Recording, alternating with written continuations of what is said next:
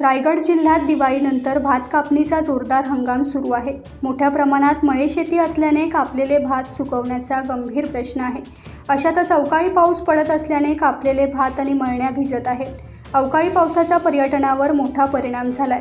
बाजारपेठांमध्ये गर्दी मंदावली। एकंदरीतच जनजीवन विस्कळीत झाले।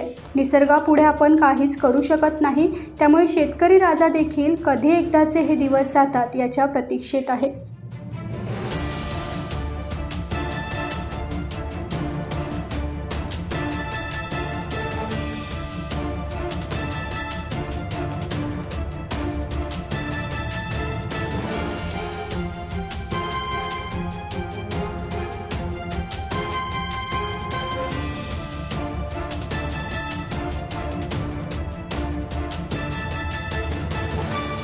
टाइम्स डिजिटलला लाईक करा, सबस्क्राइब करा, शेअर करा आणि बेल आयकॉन दाबायला विसरू नका।